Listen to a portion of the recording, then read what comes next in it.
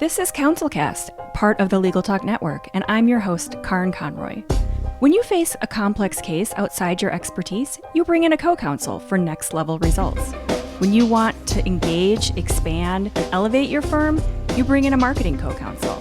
In this podcast, I bring in marketing experts who each answer one big question to help your firm achieve more. Here's today's guest. Thank you so much for having me today. I'm Robyn Stevens and I'm a publicist. I started out my career on the other side. I was actually in front of the camera. I was a reporter for years and then became a meteorologist. So after 15 years of being in front of the camera, I decided it's time to get everybody else in front of the camera. So I get people on a lot of TV shows, from the Today Show to Good Morning America to Good Day LA. Get them quoted in Forbes and Inc. and Cosmopolitan magazine. And I've even created people's own show. I have two clients who have their own TV shows, so cool. I create shows for people as well. But I basically do media training and get them exposure and get them out there so that everybody knows who they are and what they have to say. So that's what I do. Robyn, I love it. Excuse me, Robyn, thank you so much for being here. This is such a good and interesting conversation, and I'm really looking forward to it because I know so many lawyers want to know about this, and it feels kind of like SEO a little bit for me and for marketing, where everybody kind of talks about it and you see it and you see when it works, but it's kind of mysterious and not everybody understands how it works. And in a lot of cases, especially with websites and SEO and things like that, sometimes it works, sometimes it doesn't. But PR, if you do it right and you get the right appearances, it's going to work. Like that is, there's no question. You're going to get this massive audience, as long as it's the right audience. Right.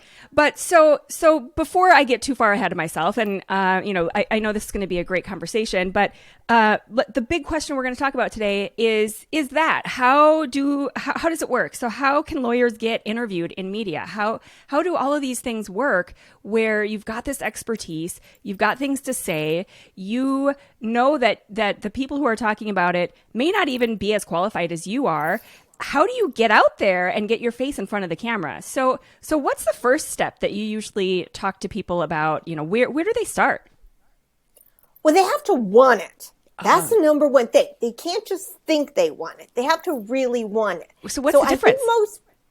I think people get, well, I want it. I would love for my website to say, as seen on NBC, as seen on CBS, ABC. They know those credentials help, and it does help. Yeah. People do. They absolutely go to a website. Oh my gosh, this guy was seen on ABC. Yeah. This doctor was on CBS. They were on Dr. Oz. Yeah. But do they just want the credentials and the notoriety, or do they really want to literally appear on TV? Be that spokesperson. Take those tough questions. Join that conversation. And that's what's key. You can't pitch after the thought. The press is looking for tomorrow's story, next week's story. They don't want to chase. They don't want you to say, well, I have 5 great ideas on how to solve this problem that happened 2 weeks ago. No, talk about the future. The press every day is up against a deadline of what's next. And it's a lot about how do we promote it. Tomorrow on Good Day LA, tomorrow on Good Morning America. Yeah. We're going to have 4 tips of things you should think about before you sign a prenup. Yeah. It's tomorrow. So join the conversation, go out there and pitch yourself, not as someone who can just talk about anything, offer solutions. Okay. At the end of the day, people watch TV for solutions. They want to know, how can I fall asleep? How can I lose weight? How can I look younger? How can I protect my finances? What should I do before I get a divorce or sign a partnership with another lawyer or become a partner in an accounting firm? They want advice. They want solutions. So make sure your pitch isn't just giving facts. Yeah. I can Google facts. Sure. Solutions. And join the conversation and also know the trends. Yeah. What's going to happen next? Did we learn anything from Johnny Depp and Amber Heard? Yeah. Is there something there that we should have thought, I'm not famous, but this could happen to me?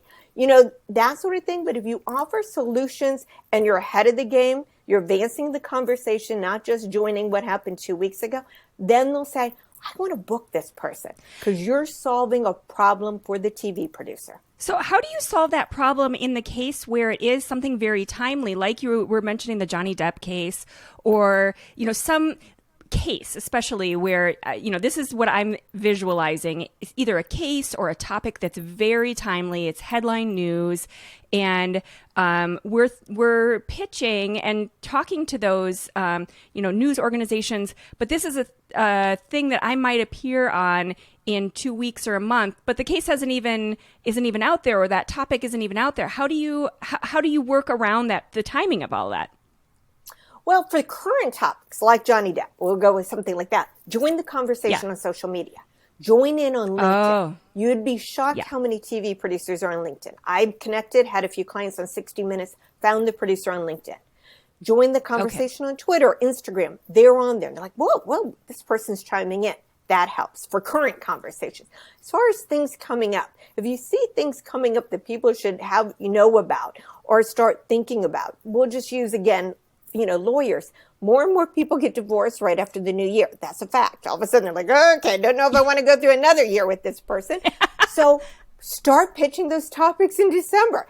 Before you ask for a divorce, you might want to get your ducks in a row. Yes. Before, you might want to think about that. Pitch those in advance. There are things that we all know happen throughout the year, whether you're a lawyer, a financial advisor, certain things that just start to happen. Yeah. Certain things you need to think about. Those you pitch in advance. But it's okay to send, subject line, I can join this conversation. Yeah. I know what's going on. I have something to contribute. So you mentioned a lot of TV. Is there a big difference in these tips and rules when it comes to TV versus print? And is there a difference in the approach that you should have as well? With TV, absolutely say I'm available 24/7. Okay. They book on the weekend. They're around. And if you really want it, you will make yourself available. Sure. I mean, you can't. If obviously you're in a courtroom, you have a big case, but you need to say, I'm available. I mean, we watch these TV shows. I get people all the time on Fox, MSNBC, CNBC. They're booking all weekend long. They have shows all weekend. So that's a real timely thing. Sure. And now in the world of everybody doing it on Zoom, you can do it rather quickly. As I always tell, kind of have a niche of your house set up, be ready to go and do it. Print, you can do a little longer lead. You can say, to Forbes and Inc. and some of these business outlets, and those outlets a little bit longer, send the pitch, button it up, tweak your speaking points. But with print, with TV, it is about ready. I'm ready to go. Put me in, coach. I'm ready. I got this. They like people that they can say, because people cancel it the last time. Major TV outlets even call me, like someone canceled. They're stuck on a flight. They can't get off their plane to do their Zoom interview, or this happened or that happened. I need to have people in my dugout, put them in. Yeah. They're ready to go.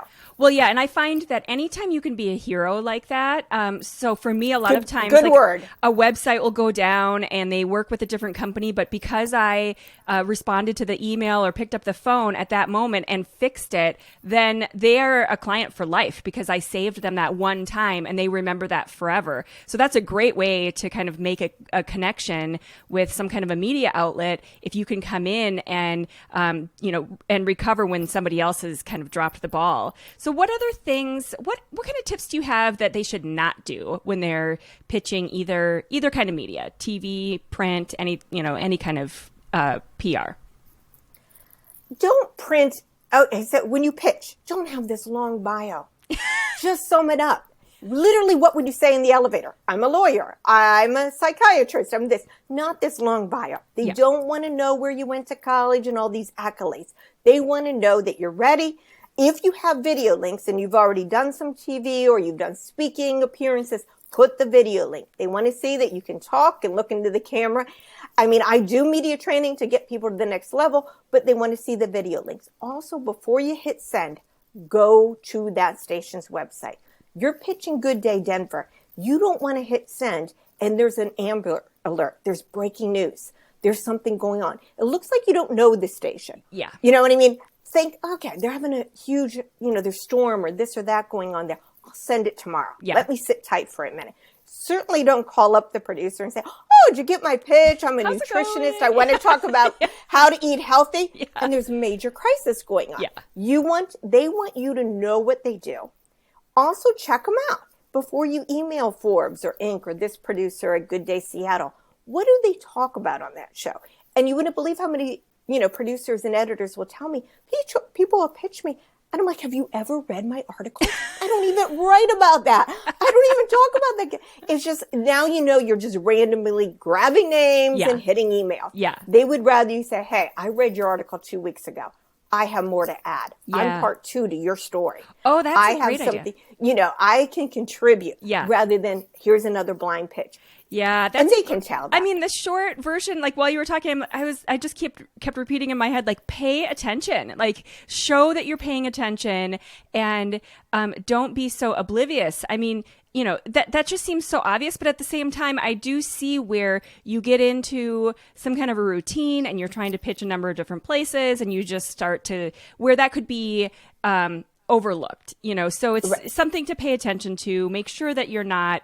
It seems almost like a common decency thing. Like you're not just kind of, having a faux pas and stepping in where, you're making a bad first impression. Exactly. And like you said, know what they do. You want them to know what you do. Yeah. And in the end, what do you do and how can you solve their problem? What can you talk about? Have your ideas already. Don't just send a bio. Yeah. If we book you, and give 4 or 5 ideas.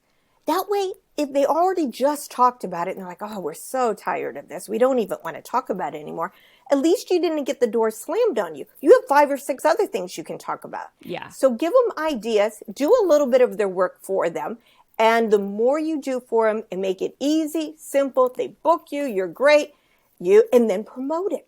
They want promotion too. Yeah. These producers and editors want people to read their articles. They want them to watch Good Day This, Good Day That. So the more you promote and say, hey, it was on the Today Show, or Good Day Chicago, Good Day Wisconsin, the more you say that and give them love, they like that too, because that's important. It's important to their boss. Yeah. No, well, that makes sense. All of a sudden their reach gets further and they're doing their job better too. So you're making them look good. So what else? I mean, how do people really get started making those connections? It seems like if you are just going to cold contact any of these people, these contacts at these media outlets, that's just going to end up in a spam folder somewhere. How do you get through those hurdles? That's true. That could happen. First of all, don't put attachments. Then you're definitely going to spam.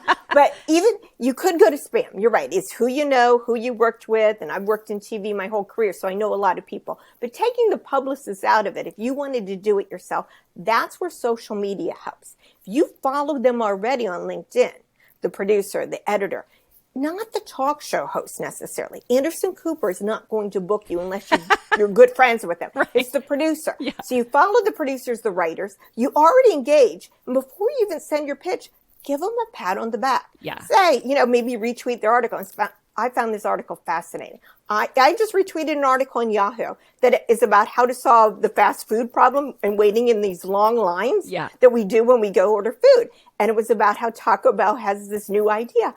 The writer wrote back to me, any guests, anybody you have, love to write about it. Oh, amazing. It's like, I didn't pitch them anybody. I just found the article fascinating. Yeah. Once in a while, it's okay to just give a little love without always expecting in return. Yeah. It will come around, but that's the best way to engage without just blindly finding newsdesk.com email. Then you're just going into a spam of tons of emails. It does seem like so much of marketing and PR is, once again, just remembering that everyone is human. And the more that you come across as sales pitchy or a robot, or that you have some system and you're not paying attention, like you were saying earlier, none of those things are going to work. So making those human connections. And I mean, at the end of the day, this is a serious amount of work just to keep up with all of it, to follow up, have those connections, appear as a human while also, doing all of your regular daily, being a lawyer, all of those regular things you're doing every day. So at the end of the day, you rise to a level, and then you're going to need a publicist for this, because, you shouldn't be being a lawyer and a publicist at the same time. It is hard to do both. Yeah. I agree with you, because at the same time, you're doing your day job and you're trying to keep up, and their day job's the same hours as your day job. Not to say there isn't producers and writers that don't work at night, but these morning show producers, for example, are getting there at 4 a.m. They're done by noon.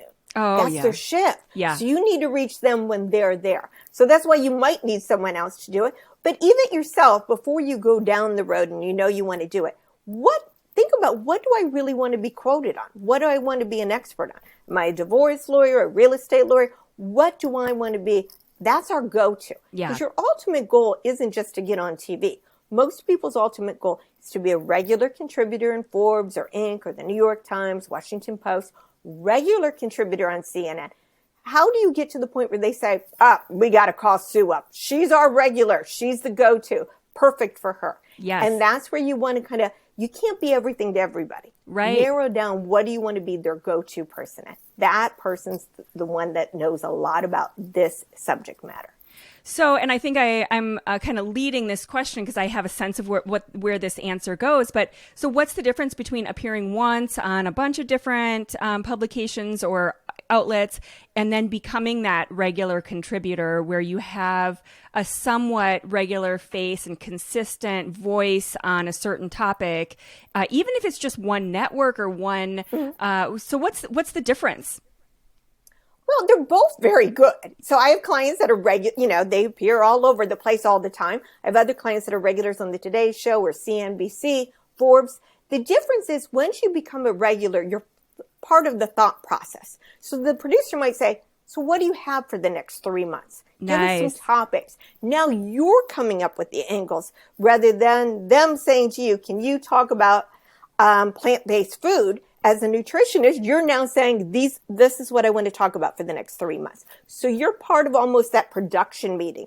It doesn't mean you have a meeting, but you're now saying this is what I want to talk about. These are some legal issues people need to consider, and you're pitching ideas rather than waiting for them to call you. And I think people like to say, no, I know I have it. Every other Tuesday I'm on CNBC or I'm the go-to person. Yeah, that makes so much sense because for that producer, as long as they feel like they can count on you and you're doing the right work and saying the right things, it makes it easier for them to know that they don't have to keep going out and looking for different people to fill in those slots. And so then for you, you can really kind of position that message to be more in line with the kind of clients you're looking for and the kind of work you're trying to do. And so then it just elevates you and your firm and your brand in the way that you're angling instead of always trying to kind of meet the needs of Forbes or, whatever other outlet you might be looking at. So what other kind of tips and secrets do you have in terms of PR and marketing and how to get into these angles where lawyers can get their foot in for media appearances? Well, like you brought up, being a solution's part of it. So the more you can solve it for them, that they know, oh gosh, every Tuesday we can count on Sue. Every Friday we have Jim. That takes a lot of it out of it. Yeah. Keep everything in one email. Make it simple. We hate piecemeal. So if you do have a document where you want to say, I want to include this study or I want to include this JPEG, put it in one email. Again, the simpler it is, the more that they can count on you and you're reliable. If you can't do it, let's say something comes up and you absolutely can't do that media appearance, try your best to be a problem solver. Say, my associate can do it. Someone else at the firm can do it, if at all possible. Sure. That's not always the case. But try to solve the problem because they're wearing a lot of hats just like you are, and they're producing a lot of shows. A lot of these people not only produce the morning show, they have the noon news. They're producing countless things. Also make it easier for them. This is what would be great if you put on the web, if you put on Twitter. If you write that little blurb on Twitter, they'll love you. Yeah. They'll love you if you write the blurb on Facebook. The more you can do for them to kind of put it in a nutshell for them and hand it over as a gift, they will appreciate it. But I think part of it is just knowing what you want, what outlets, and maybe before you decide to do this and hire a publicist or do it yourself, decide, is Forbes a fit? Is it CNBC? Am I a Fox person? Am I MSNBC? And watch what they do. Study them. Just like a lawyer would study and get to know, their client and what they're solving. Watch them, see what they do so that you're not just trying to fit this square into a round hole, that you know that you're a good fit for them as well, that you're going to be comfortable when you're there. Would you recommend, because while you were talking, I was thinking about, okay, if I'm a lawyer and I see my competitor up on the news talking about the same topic that I talk about. We do the same kind of law. Would you recommend going towards that same outlet or finding a different network or a different outlet where I'm not trying to compete with them? Or should I offer a different voice on the same topic? So should I go for the same one where my competitor is, or somewhere different where they haven't had a voice like mine or my competitors? I think it's fine to go to the same one, but different voice.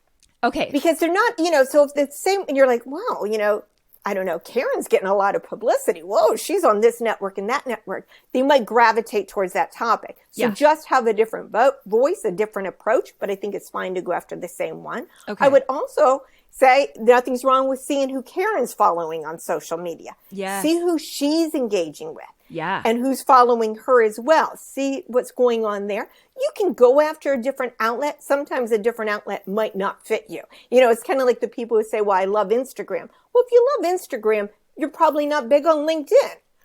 Lawyers are big on LinkedIn. They're not putting a bunch of photos on Instagram. Right. Even with social media, you have to know what fits me. If I'm a chef, I'm probably going to do Instagram and have all these beautiful visuals. Yeah.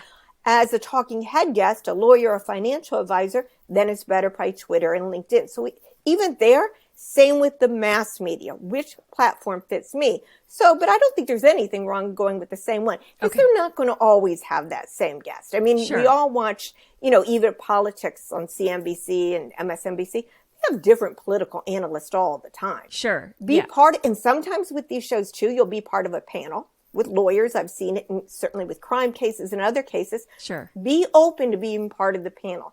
Don't think you have to be the solo guest. Be okay. I can join the conversation. I can keep up with them and be one of the panelists on the show. And would you suggest being kind of controversial and having like a different message that you're saying, or just having like a unique voice and being kind of authentic in that? Or should they really, I've read so many various articles about being kind of that controversial, eye-opening sort of questioning the status quo type, or is that too much for some outlets? It's got to be genuine. If you're just doing it just to do it, like, oh, I'll take, I'm going to say that coffee's bad for you, or I'm going to just say this to say this. They'll know it. Yeah. So be genuine. If you genuinely feel that people have to stop doing this, and this isn't good behavior, or this is a step they need to take, and maybe you are taking a little bit of risk, and people might say, whoa, I never heard of that before. Yes, that helps. I have a nutritionist who, said that having some pudding before you go to bed, helps you. People are like, what? That's fattening. But then she explained it actually makes your stomach feel full and it tricks your mind. So she explained it, but it was kind of edgy that the press grabbed it. Who in the world has pudding before they go to bed? Right. So sometimes it can be a reasonable thing that you're presenting. You just come with a clever hook that kind of gravitates people. But I don't think to do it for the sake of doing it, I'm going to take the opposite stand. They're going to see through it if you're not genuine about it. Yeah, that makes sense. I mean, I see so much, especially in the local news, where it's like those really kind of sensational headlines just to grab you and hook you in. And oftentimes, as soon as you hear them, you're like, oh, that sounds so fake. Yeah. And so, so on one hand, yes, like say something that's a little bit splashy, but on the other hand, don't go too far. Right. And you can be clever about it. Yeah. There was an article that did wonderful in the Huffington Post. Instead of saying 5 signs you're dating a great guy, it was 5 signs you're dating a loser. Yeah. So sometimes you can go with the opposite, kind of flip it around and say, not, 4 foods that you should eat to eat healthy. Well, we all know vegetables and fruits. That's a given. Yeah. Tell me 4 things that would really surprise me that I can eat to be healthy. So you can do the surprise, the negative, flip it around, but just to do it, and even as a former meteorologist, people are like, are you just saying there's 20 inches of snow, or do you really mean 20 inches of snow? They will get mad, trust you. If you're not accurate, oh boy, they tell you how much bread they brought at the store, then you have to tell them, make French toast. No, it's not a good deal. So you really you can't just hype it for the sake of hyping it. Yeah, that makes a lot of sense. So it's time for the book review. And I know you've got I'm excited about this one too, because I feel like this is going to be very memorable. So Robyn, tell us what book you are going to recommend. Alice in Wonderland. Ooh. 2 reasons why. Not just the obvious one, she's curious, because that's what you have to be. You have to be curious too. So you can't be all about me. I think this, I think that, I want to go on TV. Be curious. What's going on out there? What's going to happen next month? What are the trends? What are people saying? It's about being curious. But there's a point where Alice gets to crossroads and she meets the cat with the big grin. And she goes, which road do I take? And he goes, where do you want to go? She says, I don't care where I go. And he goes, then it doesn't matter what road you take. If you don't know where you want to go, then it doesn't matter. And you'd be surprised how many people will say that to me. Well, Robyn, you tell me, where do I want to go? Do I want to go to Forbes? Do I want to go to CNBC? Should I do Twitter, Instagram? Well, where do you want to go in 5 years? What do you want for your career, your business? Then I can tell you what road and what path. But you have to know before you get to that crossroad, where do you want to go? And I think it's okay to tell me your competitor. I actually encourage people to say, who's kind of your competitor? Who are you watching? Yeah. That you say they're really good. Yeah. If you think you don't have a competitor, you're wrong. You're wrong. Everybody knows. You're just wrong. Yeah. So I would rather you say, I like the path that person took. Yeah. I know I'm not going to be the next Oprah Yeah. or whatever, the next Elon Musk, but I like the path. I can help you there. But if you're just saying, you tell me, then just like the cat said to Alice, well, then it doesn't matter which way you go because it doesn't matter what you get out of it. Yes. So you're going to have to know your path. Yeah. And where you want to get. I love this because this is what marketing comes back to all the time, where we'll be sitting down to put together a website for a client and they'll say the same thing. You're the expert, you tell me. Well, this is bigger than just a website. This is bigger than even just a marketing or a PR campaign. It should and has to tie to the overall goals of your firm. And until you have those goals, we can't work backwards from there. Right. So if the person that you're working with, whether it's your marketing person, your PR, your SEO, your social media, if they're not starting with your goals and working backwards from there, you are on that path where, like the cat said, you don't even know where you're going. And likely where you're going is going to be nowhere. You're just going to be kind of lost in the shuffle. You're just doing the same as everyone else. And you're not going to get results or any results that you want because you haven't even defined those. So I just think this is so critical where you start with the goals. And this is what we do with our marketing co-counsel strategy, where we go into a firm, we set out a year's plan of strategy, and then we quarterly check in and we measure that and we have the goals. But until we have that strategy and that plan, you can't put the pieces in place. So it's the difference between strategy and tactics. People are starting with those tactics. They're deciding that, let's just start throwing in the kitchen sink. Let's just throw everything at it. We'll figure out where we're going later. We'll just start driving and then look at the map. And then it could be thousands of dollars later too.